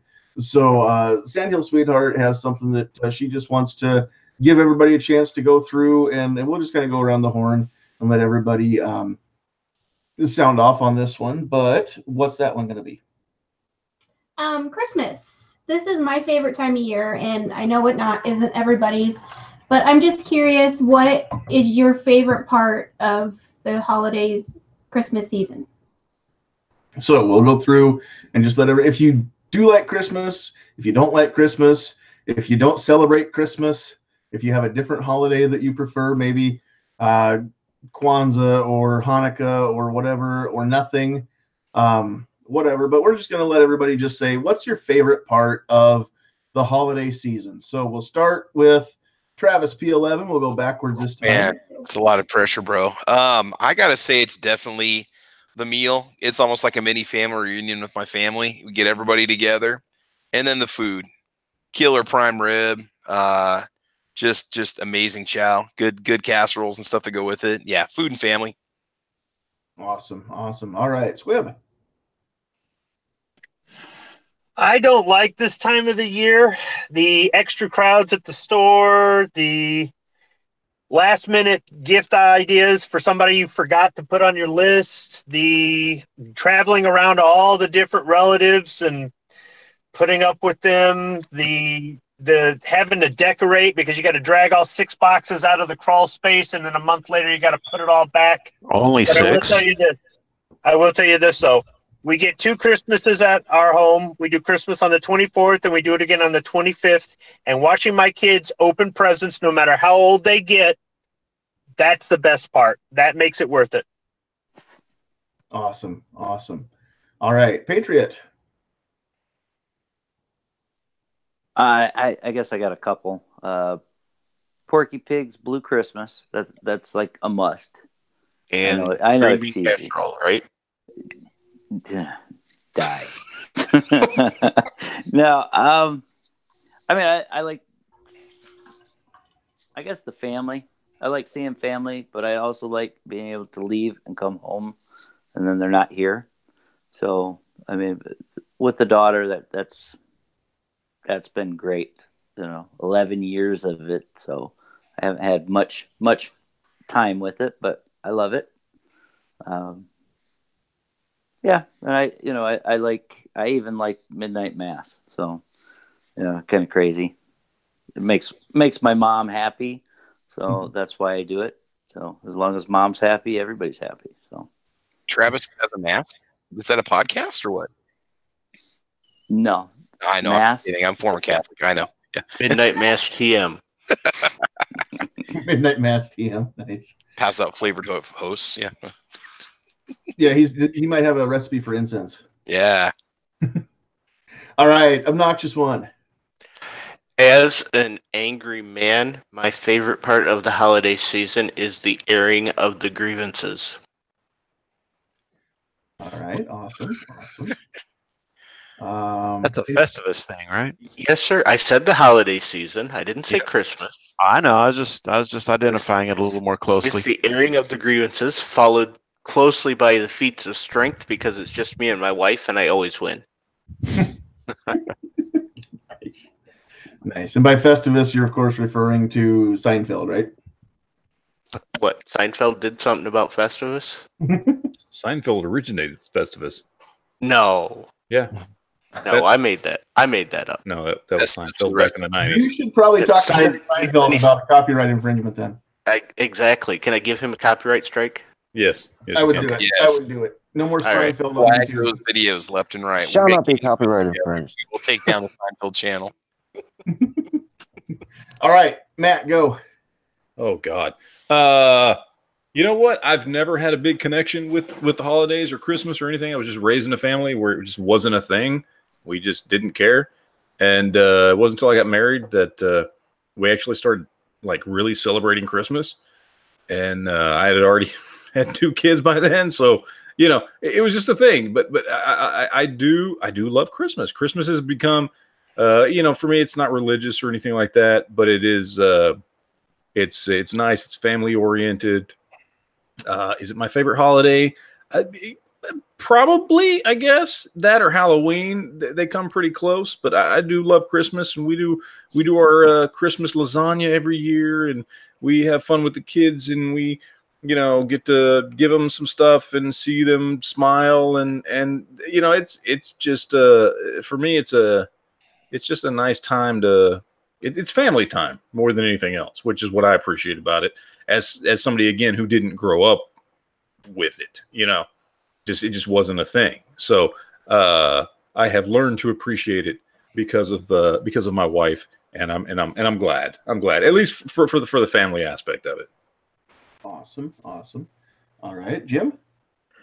Well, I'll go ahead and be the first one to say that Christmas is my second favorite Christian holiday or Christian observance. So there's that element to it. But I think something nobody's mentioned so far is Die Hard. It's gonna get mentioned whether you did it or not. It was. Let's talk about Christmas movies. Here we go. I was actually gonna Best say Christmas movie ever, right? Now that, and I get a really big kick out of even my adult kids and definitely grandkids opening up gifts. Wow, an AMD 63. Thanks, Grandpa. You'll No, shoot that was- your eye out, kid. That was mine. Very cool. Very cool. By the way, have you seen the A Christmas Story / Walking Dead combo that they've done? Yeah. No, Matt, I have not. It's amazing. Look it up. It's where they, you know, the scene. You know, in I'm a Christmas Walking Story. Dead fan, so you know. I would say there's a scene. Everybody remembers the scene in A Christmas Story where he's got the Red Rider and he's pointing it out the window and he's pretending like he's shooting stuff. Well, somebody has taken that and cut it. Yeah, they've cut that with scenes from The Walking Dead of that time when Morgan was shooting out the window of his house. So you when see, he shot his wife. When he shot his wife, but he's shooting all the other zombies on the street. So you see him with the Red Rider taking out zombies. It's fantastic. It's fantastic. Is that what it is? Ralphie's pulling the trigger, and yeah, it's Ralphie pulling the trigger, and then it keeps cutting to, you know, the scenes of walkers just falling down while he's sitting, and it cuts back to him shooting out his window. Morgan shooting his wife in that scene. I don't know. It may not be that scene, but it's a scene where it's in a neighborhood with houses around, and somebody's taking out zombies in the middle of the street. I default towards the Morgan scene, but I don't. It may not be that one. It may be something else. Almost as good as the video I saw where Chuck Norris, the scene from, I think it's Lone Wolf McQuade, where he's up on the hilltop with the bolt action rifle, and he's shooting from the hilltop, and then it cuts to a series of these videos where people just fall or trip or whatever, and they bite the dust. And so in between every clip of that is a clip of Chuck Norris firing the rifle, and then somebody else biffs it or bites the dust. That's really funny too. It's kind of the same. Sounds like the same thing. That's what it made me think of when you described it. Right. So, okay, back on the track of favorite part of the holiday season. Gizzard Gary. Well, I mean, everybody's pretty much said what I'm gonna say, but you know, the meal, getting together with family, and then in the evening we exchange, you know, a few gifts and stuff like that, and then everybody just kind of sits around and everybody's happy and everything, and it's a time for me to be with my kids, even though my kids are all grown up now and stuff like that. It's still just for us to share a few minutes and everybody's happy and stuff like that, not having to work, you know, stuff like that. Awesome. But yeah, it's not about the presents. I've told my kids before, I could care less if you get me anything. I just want to be around you. Very cool. And it's okay if you say what everybody else has said, because it's your favorite part of this time of year. So not a problem. That's pretty much it. Yep.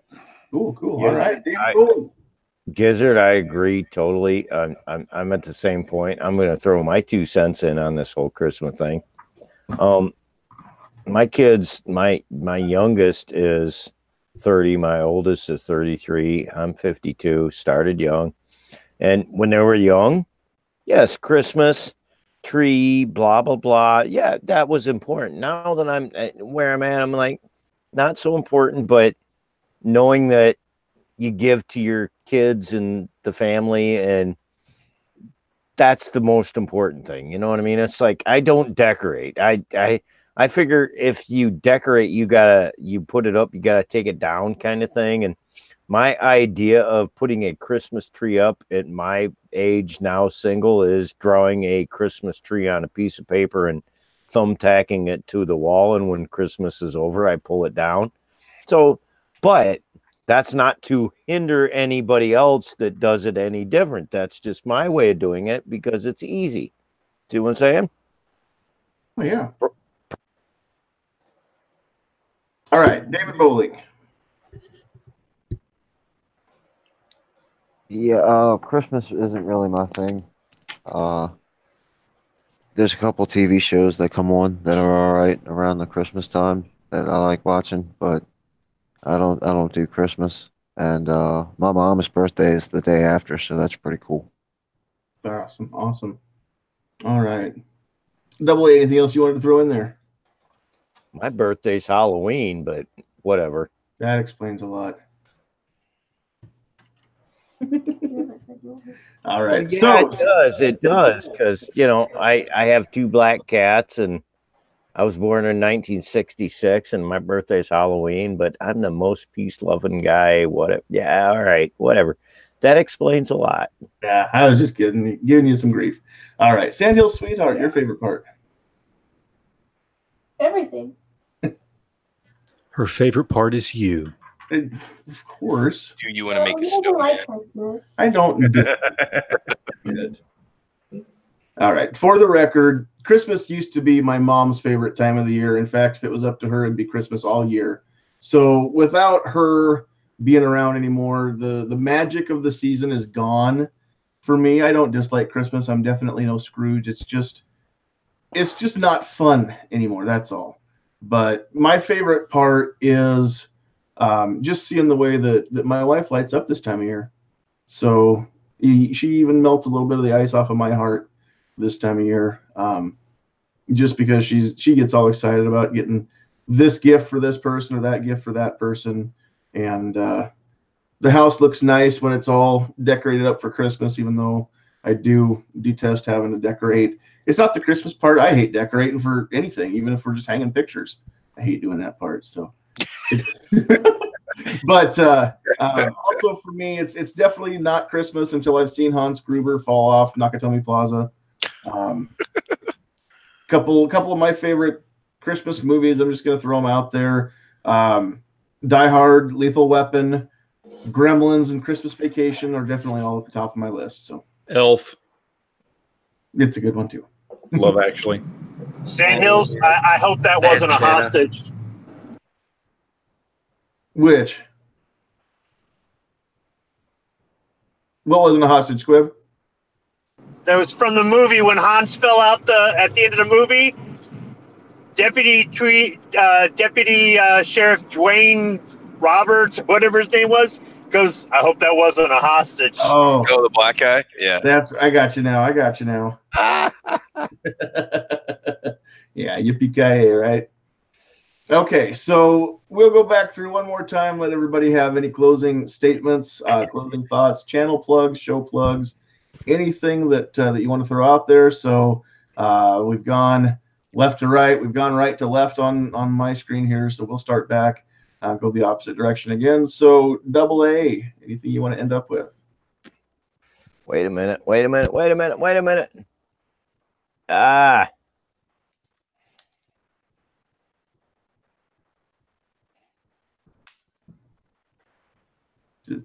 Was that it? We're all waiting. Then you turned your mic back off. You killed him. I'm not sure what just happened. Well, we'll go to David. Yeah, thanks for having me. Always a pleasure. I appreciate a good conversation. Absolutely. Thanks for being here. All right, Gizzard Gary. Okay, I'm here. Oh, you're there. Some. What? Go ahead. I was just saying. Merry Christmas to everybody. Peace to all. Stay 2A strong. Keep up the good fight. Other than that, I guess I'm done, and I'll let everybody else talk. So, thanks, guys. Thanks for being here, Double A. Okay, I had fun. Well, thanks for having me. Everybody, if you're not a member of Gun Channels, please consider joining. Also, check out guntube.org, Gunstreamer. Check out my website, gizzardgary.com. Also, if you are interested in Gizzard Gary merchandise, check out my Spreadshirt shop. That's shop.spreadshirt.com/gizzardgary. I'll drop a link in the chat for everybody who's interested. And again, thanks for the invite. Absolutely. And as always, thanks for joining us. All right, Jim, you're up. Oh, that was fast. Thanks for the invite. It was a good chat. I hope everybody has a Merry Christmas or whatever form of holiday you celebrate. Absolutely. And Squib is back, so I'll pass my baton to him.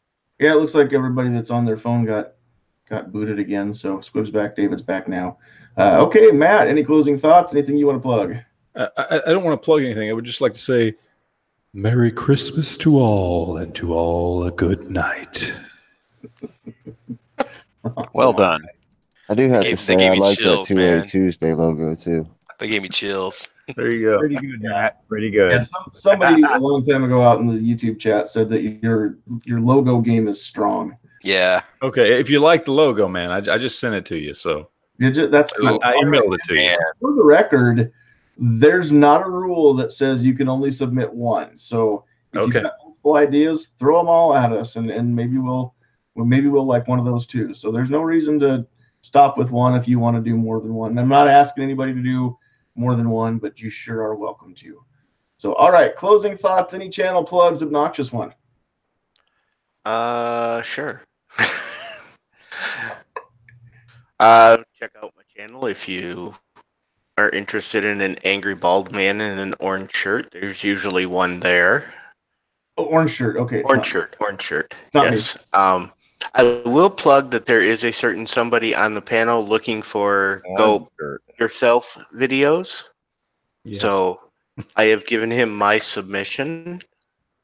I think Travis P11 got called out last night on his chat to. I won't be in the video where I actually drop an F-bomb on camera, but I might, blank myself out. I got a particular. You can do the worry once about. Deadpool I thing. have a job tomorrow, so yeah, I will very Merry Deadpool myself in the video. So there you go. Yeah, I got to figure something out though. The Matt's made me upset about. I mean, if you're a Foose, it'd be really easy to do, but you're Matt. I mean, I don't know what to do. Well, hey, now I'm the one that told Foose about that. We were all in the same. But I don't know. I don't know. Well, that's easy for me. Mine's already done. Really got ammo. Go F yourself. So yeah, go F yourself. That's funny. And what's funny is YouTube actually monetized that video and I didn't even ask him to review that one, and it's been made suitable for all advertisers. So go figure. Yeah, you know, hey, I did that. YouTube algorithm, right? Right. I made the 9 streaming services video, and YouTube was the #1 selection that I chose. I told people to go check out, and that one got demonetized. Hey, Travis, I'm gonna say this. Yeah. That freaking Ruger Precision. Oh. Well, And you were shooting in some high wind that day. It was cold, and it was great. Hey. Oh my God! I just I watched that video going, and after shooting my brother's 6.5 Creed and the Savage Tactical, and I'm watching your video going, oh. Yeah, man, we did see on cameras that it was 2 hours. so good. Firing line too. It was not fun. I was very cold. yeah, and you made a statement about shooting in the cold. It doesn't affect you when you're shooting, but it did. Jesus, it's cold out here. You got like a wall behind you and whatever, but dude, there's the ambient temperature is cold. Oh, it was awful. All right, guys, we're going to keep moving here. Patriot in the Dark, any closing thoughts? Anything you'd like to plug coming up on your channel or something that's happened recently? Well, I did do my submission to Matt, so he probably got that one. We did finish Oh, you didn't? It came out as an error. Oh. So I was going to get with you to resend it to me. But, okay. Yeah, because it wouldn't let me click on it. It said there was an error, and it couldn't read the file. But go ahead. This is all about you. Patriot, you can also upload it as unlisted, and then I will give him the link. I will. I'm going to put it out there anyways because it's all about him. So, but yes, the blind challenge ended, and Insight Freedom won the main thing, and he put out a nice little video today with the bag and all the little goodies. And Travis T won the secondary gift for the playlist, which he got a range bag too, but I don't think he's got his yet. So that was that. And for my birthday, I picked up a new 1791 all black leather holster for my SIG, and I love it. So I'll be doing a review on that shortly. But yeah, if you want to check me out, Patriot in the Dark. I'm on YouTube, Gunstreamer, GunTube, and on Gun Channels, it's the Dark Side is my channel. The Dark Side on Gun Channels. Cool. So thank you very much, and I appreciate it. And which SIG do you have that you got the holster for? It's for my SIG P238 Equinox. So it's the black with the stainless highlights. Not as cool as like a Nightmare, but I'm not as cool as Matt. So, and when I shoot, since I'm a blind guy, I like to keep my ears, so I'm not going to get anything bigger. So. Did you figure out the safety issue yet? No, I haven't. Thank you for reminding me. That's something I got to do tomorrow. But yeah, the ambidextrous safety, the passenger side is a little wobbly. The driver's side's nice and tight, but just something I gotta check out. All right, Squib. Any closing thoughts from you? Anything you want to plug besides the really cool candy bar sandwich video? Yeah, I appreciate you and everybody else who send me invites all week long so I can weasel onto all the different shows and participate. I appreciate that, and everybody on the panel and on the panels on the other shows, I appreciate the interaction. Everybody have a Merry Christmas and a safe New Year. Well, thanks for being here. And I got to tell you, Squib, having a live chat without you is kind of like having a hot dog without ketchup. I can do it. It's just not as good. You really need to just focus on the mustard, because nobody puts ketchup on a hot dog sandwich. No, everybody does. Everybody. Why can't you just do both? It's hot dog. I prefer sriracha ketchup. So. Oh God, yes. Onions, chili, and mustard. Well, yeah, if you're going chili, yes, that's a chili dog. You don't need ketchup on a chili dog. But if you're going sans or chili, just mustard on a hot dog sandwich. onions shouldn't exist. You do it up. You go mustard, relish, onions, ketchup. You do everything on it. Jalapenos. Well, see, Oh, you yeah. you can tell he's from North Carolina. Oh, You chili. can tell Chili he's from. Now you're making me want a hot dog. What the hell? I'm just thinking chili on a chili dog. You know, chili on a chili dog, and Well, chili after dogs. that, are You're just hijacking wrong. his It is, chat. but- Stop it. You're Chili- making us talk chili about food, which you know full well we can talk about food for hours. So Yeah, don't we're not do doing this. that here. Squid, which Dirty Harry movie is it? I could talk about food says for that. hours. Is it Sudden I Impact? Want more? I can't remember if it was Sudden Impact or The Enforcer. One of the Dirty Harry. It's a Harry Callahan thing. But yeah, Squid was quoting from one of the Dirty Harry movies where he said, "Nobody, I mean nobody, puts ketchup on a hot dog." So I guess that makes me nobody because I can't stand yellow mustard. I can do honey mustard, but not on hot dogs. That's where ketchup goes. So all right, end of food chat. Travis P11, any closing thoughts? Any channel plugs that you want to get in here? No, just everybody that's got a everybody that's on the panel here has got great content on their channel. Make sure you check it out. Again, just check out my channel, Travis P11, over on YouTube. A lot of content coming your way. A lot more range tests coming up. So that's it, man. Appreciate the invite. Thank you. Cool. All right, and of course we've got Sandhills Sweetheart here. Anything that you want to close up with? Just wishing everybody a Merry Christmas and a Happy New Year. All right, and before I sign us off, let's go back over and see who was hanging out. We've got, let me look here. On the YouTube side, we've got Jim was there, Jim was here. Gizzard Gary and General Relativity were around as well, so thanks for joining us over on the YouTube side. The Gun Channel side. And the YouTube, we've got Obnoxious One is there and was here. Midnight Range was in the chat. Sarge made it over onto the chat side, so I understand you're working, Sarge. So hopefully it's a decent night for you and things are going okay. Enjoy that hot dog sandwich from the truck stop. I hope you're going to put some good ketchup on there, but maybe you put nasty stuff on it instead. That's all right too. We had Wheelchair Warrior in the house. Thanks for joining us. We had David Bowling was in the chat and on the panel as well. Ghost is getting here just in time to say goodnight, Gracie. Never Enough Ammo over in the chat and here as well. Yoder, Texas is over there. As I roll up through here, Sandhills Sweetheart, Gizzard Gary, Boob Sweat was in the house. Freedom for All in the house. We've got Slim Cowboy. Hey, I saw that white hat comment that you made. I just want you to understand, Slim, good guys wear black. I've had a black hat for a lot of years. I grew up on a cattle ranch. I've always had boots and a hat. I just don't usually wear the hat near as much as I used to. I don't have one that fits right anymore. Only when you're mowing. But I will put that on when I'm mowing with my shorts and my cowboy boots. Yeah, there you go. Oh yeah, dude. We'll make a gun calendar, and that'll be my entry. How about that? Rich White was there. We're in the chat. Who else do we have? We've got. I know I saw Stan Vodenhall from SS Pawn in Lexington, Nebraska was in the house. Awesome.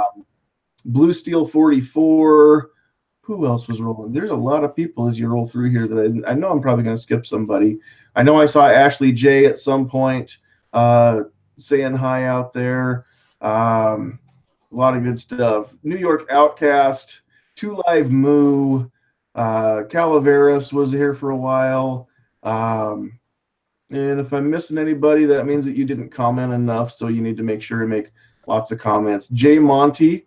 1738 was in the house. I don't think I've seen you here. If I have, then you need to show up and comment more so I get to know you and start remembering you better. Keith Gregory was in the house. Too Hottie was here for a while, looks like. I should have said hi to you. I didn't even see you come through there, bud. Stephen Kaiser was around for a while until he lost the battery on his phone and apparently wasn't close to a plug-in to charge it back up. So I think that Zorro was in the house. I think that's about everybody. I mentioned everybody that was here at the very beginning a little bit too. So I think I'm running out of room to scroll here. But thanks everybody for joining us. I am Sandhills Shooter. This has been 2A Tuesday, and don't forget, we will not be here the next 2 Tuesdays. We will not have a Christmas Day or a New Year's Day chat because we've got stuff to do with family that's more important than hanging out. Well, you guys are family too, don't get me wrong, but we do have family obligations. So Nice save. Thanks everybody for joining us, and along with our normal sign off, let's get Cube up here so you guys can see him. Let me just say this before we sign everybody off, because it's something that needs to be said this time of year. Okay, so here it comes. Merry Christmas, you filthy animal.